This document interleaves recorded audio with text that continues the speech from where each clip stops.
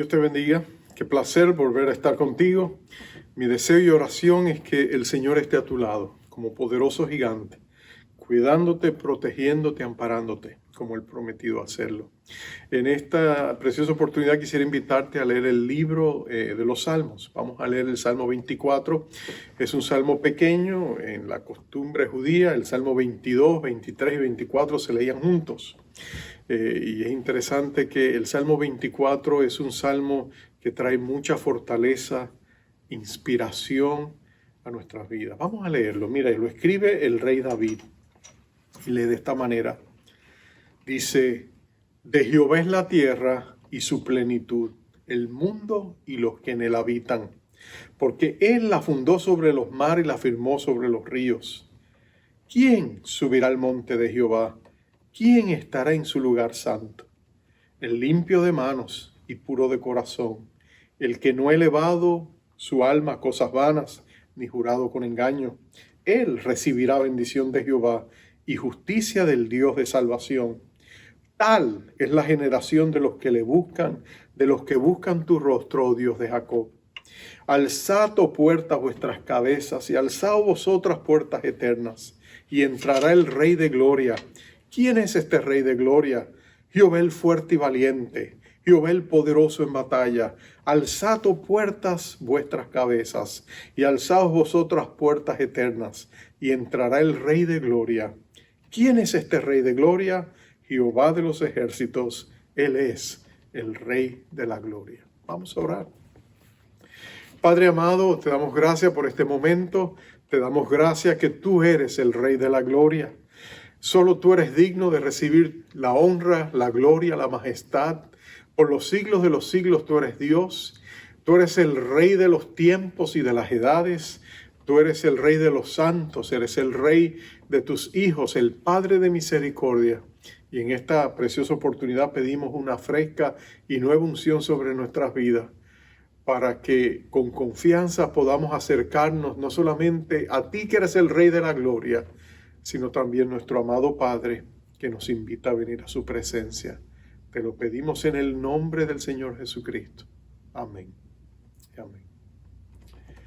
Hay una historia bien interesante de Roberto Ingersoll. Roberto Ingersoll fue un libre pensador ateo que vivió en Estados Unidos hacia finales y comienzos del siglo XX. Él era conocido por sus cátedras y conferencias en contra de la fe, del cristianismo, en contra de Dios. Pero en una ocasión se levantó una mañana y decidió ir al pueblo donde quería hacer algunas compras. Y cuando iba de camino, él se encontró con un conocido suyo, un señor muy humilde, que había trabajado anteriormente en su casa. Y cuando se tropezó con él, le preguntó al hombre: ¿para dónde vas? Y el hombre le dijo: voy para la iglesia, es domingo. Y Ingersoll le dijo: oh, ¿y qué vas a hacer cuando llegues allí? Y el hombre humilde le contestó: pues voy a adorar a mi Dios. Y Ingersoll, con cierta ironía, sintiéndose como gato a punto de atrapar al ratón, le preguntó, le dijo: ¿y cuán grande es tu Dios? ¿Es pequeño o es grande?, le preguntó Ingersoll. Y el humilde cristiano lo miró y le dijo: pues mire, Señor, es tan grande que los cielos no pueden contenerlo, y tan pequeño que cabe en mi corazón. Roberto Ingersoll se fue pensativo. Aquella frase, aquella declaración se clavó en su conciencia, y él admitiría tiempo después que aquel hombre, de los labios de aquel hombre, él había escuchado una verdad tan profunda que él no había escuchado de los eruditos de filosofía y de teología que él había leído. Porque este hombre, movido por el Espíritu Santo, declaró una gran verdad. Y esa gran verdad es esta. Es la verdad que David hace resaltar. Nosotros tenemos un Dios que es glorioso, un Dios que es espléndido, un Dios que es maravilloso. Él es el Rey de la eternidad, el Rey de los siglos. Y sin embargo, a pesar de ser tan glorioso, es un Dios íntimo, personal, que anhela conocerte a ti, conocerme a mí y tener una relación personal con nosotros. Y en medio de esos contrastes, de esa aparente contradicción, nosotros descubrimos el corazón de un Dios que nos ama, un Dios que anhela decir: te redimí, mío eres. Y es el Salmo 24 el que nos presenta esto. El Salmo comienza con el rey David hablando de la grandeza de Dios. Lo primero que él declara es que Dios es el creador y dueño de todo.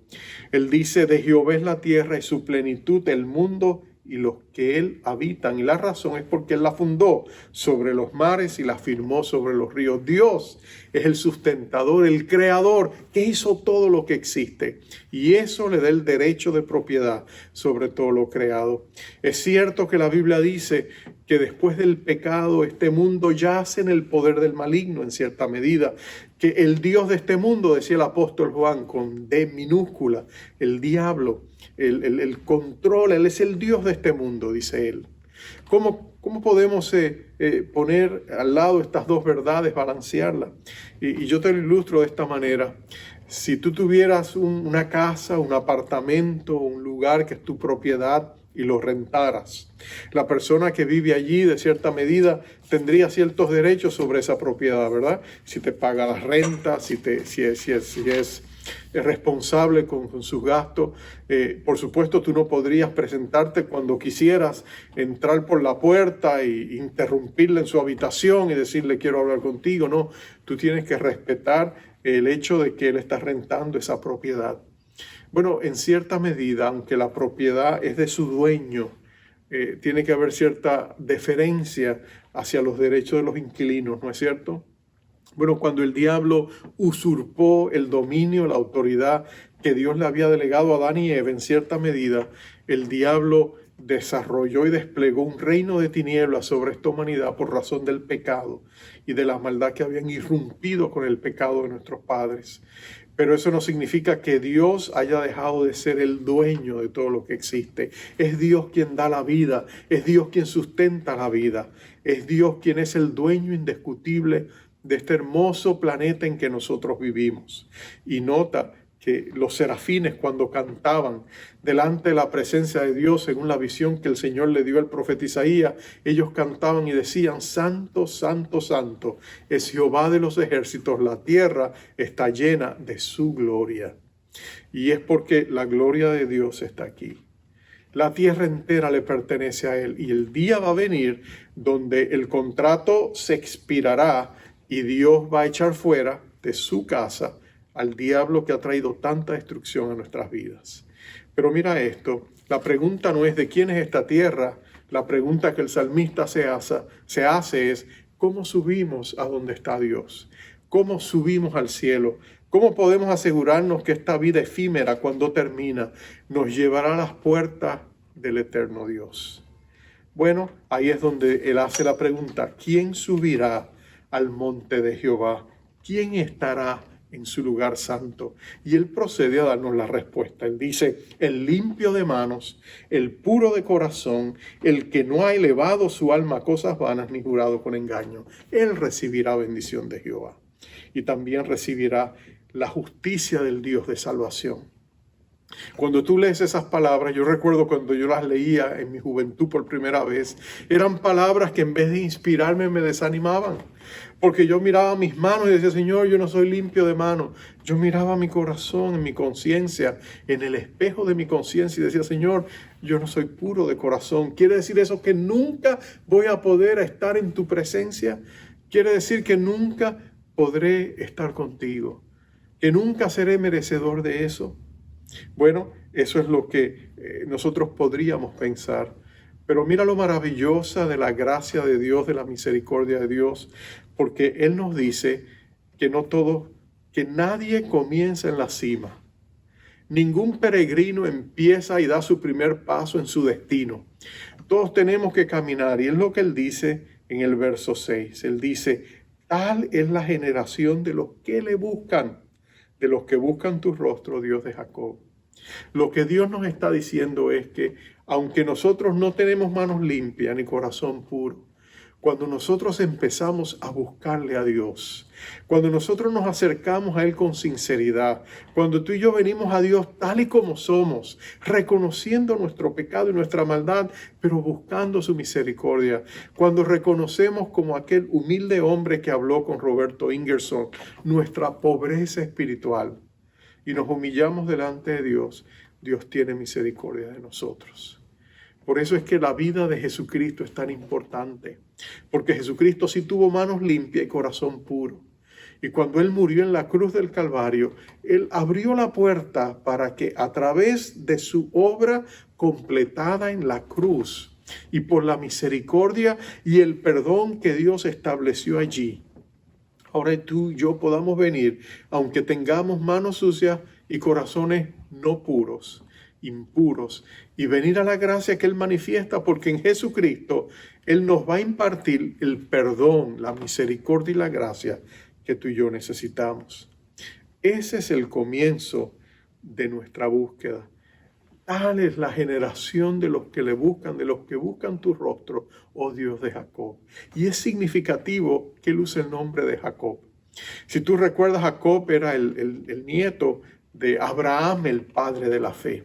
Y la historia de Jacob es interesante porque Jacob es un hombre que desde el comienzo no tiene sus manos limpias ni su corazón puro. De hecho, su nombre Jacob quiere decir engañador. Él era tramposo. Él era usurpador. Él le robó a su hermano el derecho de la primogenitura, lo engañó. Él le mintió a su padre para que su padre pusiera sobre él la bendición. Él se fue a vivir porque temía después a su hermano que quería vengarse. Se fue a vivir lejos a la casa de su madre, la familia de su madre, y allá encontró al tío Labán. Terminó casándose con sus hijas y entonces todo se vuelca y el engañador sale engañado. Y él lleva una vida muy difícil, lleva una vida de engaño, pero en medio de todo eso, Dios le manifiesta su misericordia. Y después de muchos años, después de haber encontrado a Dios, él va camino de regreso a su casa y en un lugar llamado Peniel, allí él tiene un encuentro con Dios. Y allí finalmente Dios lo confronta por quien él es. Y cuando termina el conflicto entre el ángel o el Señor Jesús, quien haya sido el ser celestial que peleó con él, y él se agarra, ya ha sido vencido, pero se agarra, trata de prevalecer y le dice, no te suelto hasta que no me bendigas. La pregunta que se le hace es, ¿cuál es tu nombre? Y la última vez que le habían preguntado cuál era su nombre, él había mentido, pero ahora no tiene dónde esconderse. Y con sinceridad él reconoce y dice, soy Jacob. Y es en ese instante donde Dios le dice, te voy a cambiar el nombre. Ya no te llamarás más Jacob, te llamarás Israel. Y Dios le da una nueva apertura, un cambio transformador. Lo muda en otro hombre, por decirlo así. Y ese es el comienzo de su peregrinaje hacia una vida diferente. La misericordia y la gracia de Dios se encuentra con nosotros. Aun cuando reconocemos que nuestras manos no están limpias ni nuestro corazón está puro, cuando venimos a ese bendito manantial de la gracia de Dios, cuando tenemos sed y hambre de Dios, allí Él nos sacia y nos da un nuevo comienzo. Tal es la generación de los que le buscan. Jesús dijo en el Sermón del Monte, bienaventurados los pobres en espíritu, porque a ellos pertenece el reino de los cielos. Esa expresión pobres en espíritu, ¿qué quiere decir? Se refiere a aquellos que reconocen su pobreza espiritual. Señor, no tengo nada que ofrecerte, no tengo manos limpias, no tengo corazón puro. Vengo a ti tal como soy, ten misericordia de mí. Y cuando reconocemos esa pobreza espiritual, entonces Dios extiende sobre nosotros su misericordia, porque el reino de los cielos pertenece a los buscadores. Eso fue lo que Roberto Ingersoll descubrió esa mañana, que el Dios Todopoderoso, el Dios de gloria, todavía podía vivir en el corazón de alguien humilde que estaba dispuesto a humillarse a él. David concluye el Salmo de una manera gloriosa. Él habla de las puertas eternas que se alzan como si pudieran crecer para poder permitir que el Rey de Gloria, inmenso en su esplendor y majestad, pase por esas puertas y venga hasta donde estamos nosotros. El deseo de Dios es salir y llegar a nuestros corazones y mostrarnos sus excelentes cualidades. ¿Y cuáles son esas cualidades? Mira lo que él dice. Jehová es fuerte y valiente, poderoso en batalla. Muchos cristianos hemos clamado a Dios durante esta pandemia y hemos descubierto que cuando hemos clamado a Dios, Él ha venido a nuestro socorro y ha sido fuerte y valiente y poderoso en batalla.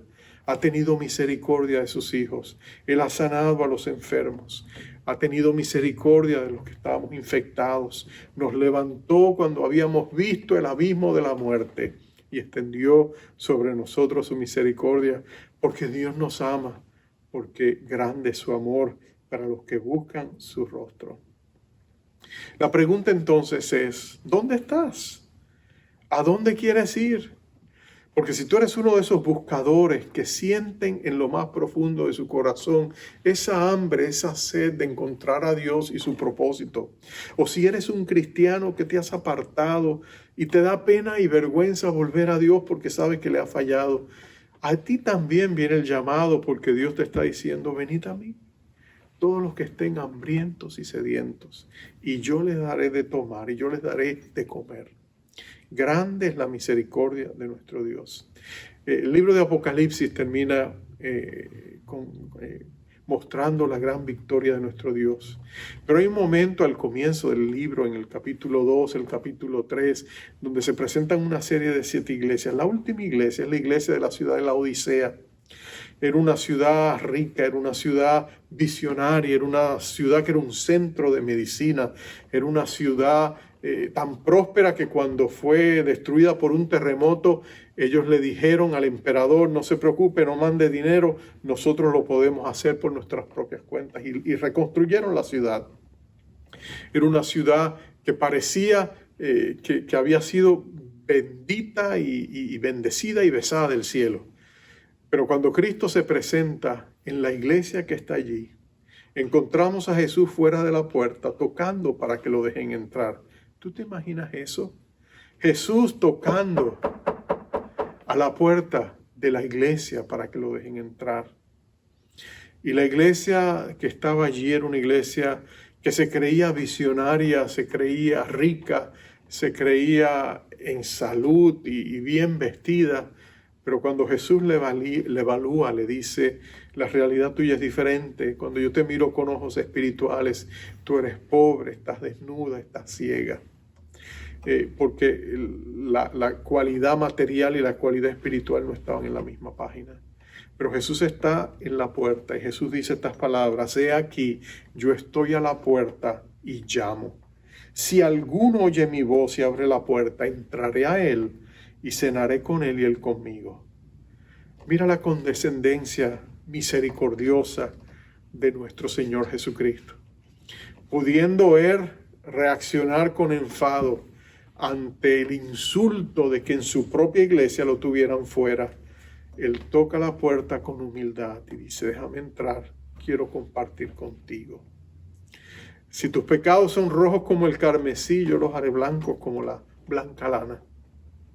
Como la hermosa nieve cuando cae y deja toda una alfombra de blancura sobre todo el lugar donde cae.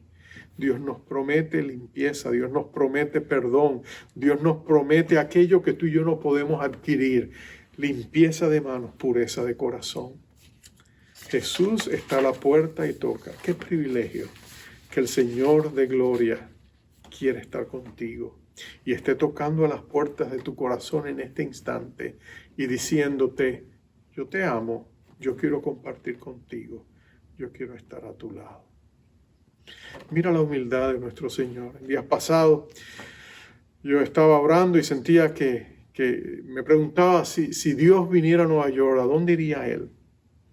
Iría a los grandes centros turísticos de nuestra ciudad, a pesar de la pandemia, iría a ver la Estatua de la Libertad, iría, por supuesto, al edificio más alto de la ciudad, al Empire State Building, iría a las Torres Gemelas, ahora el nuevo edificio de la Libertad, querría ir al centro Rockefeller, donde hay tanta opulencia y tantas cosas hermosas que ver.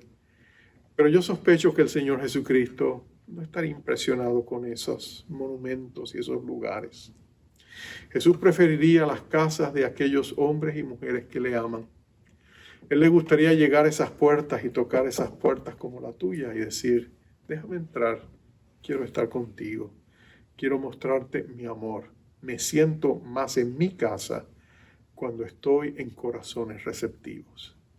¿Es tu corazón un corazón receptivo? Si no eres creyente, si no le has entregado tu vida a Jesucristo, basta con que le digas: Señor, te abro la puerta de mi corazón, entra.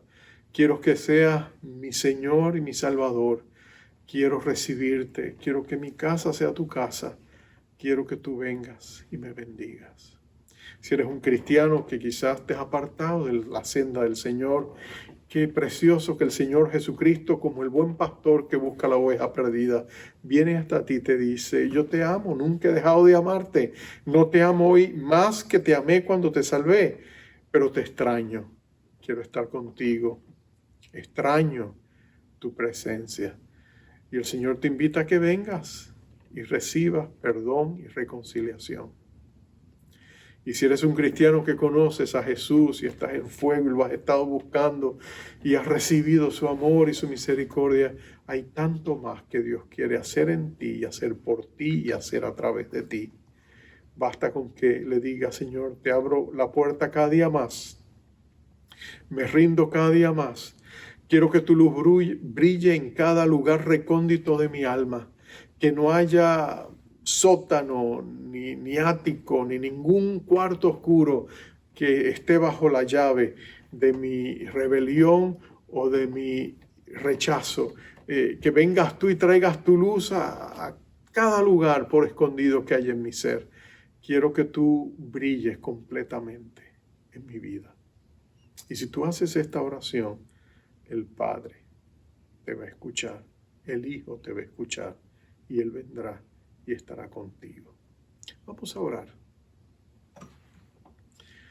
Toma unos instantes en esta hora, quizás en la privacidad y la soledad donde te encuentras. Ábrele tu corazón al Dios que te ama, el Dios que te dice: oh, si tú solo supieras cuánto te amo. Si tú supieras que mi amor por ti es omnipotente, ilimitado, inmensurable. Si tú supieras que no hay nada ni nadie que pueda separarte de ese amor que siento por ti. Y lo único que tú tienes que hacer es recibirlo. Venir a mí tal y como eres, reconocer dónde estás, reconocer que tus manos no están limpias ni tu corazón está puro. Y clamar a mí por misericordia y entender que nadie empieza en la cima, todos empezamos abajo, pero que cuando empezamos a subir no vamos solos, la diestra de Dios nos sostiene. Por eso acércate confiadamente al trono de la misericordia y de la gracia de nuestro Dios, al Padre de misericordia, como le llama Pablo, al Dios de todo consuelo, que nos consuele en todas nuestras tribulaciones, para que con el consuelo que recibimos consolemos a otros que están en necesidad de consolación. Y abre tu corazón y recibe su amor. Padre, tú conoces el corazón de cada persona que nos escucha. Tú conoces su dolor, su angustia, tú conoces sus temores, su ansiedad, tú conoces sus pecados, su culpabilidad o su vergüenza, tú conoces todo lo que pudiera estar de obstáculo. Pero Señor, en el nombre del Señor Jesucristo te pedimos que lo remuevas todo, que nada ni nadie te separa del que amas, que lo abraces y derrames sobre esa vida tu misericordia, que perdones sus pecados si los ha cometido, y que derrames tu gracia inmerecida.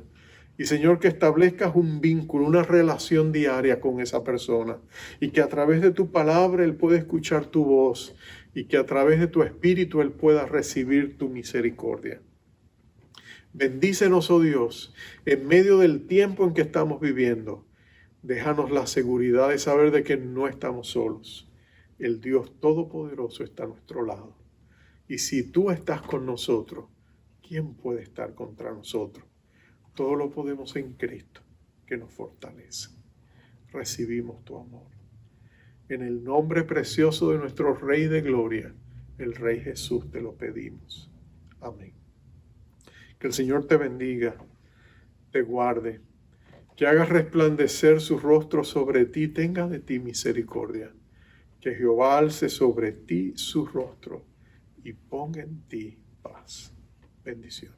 Alzado puertas vuestras cabezas y alzaos vosotras, puertas eternas, y entrará el Rey de la Gloria.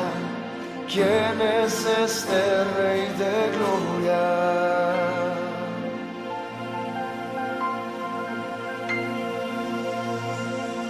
Alzad puertas, vuestras cabezas, y alzaos vosotras, puertas eternas, y entrará el Rey de la Gloria. ¿Quién es este Rey de Gloria? ¿Quién es este Rey de Gloria?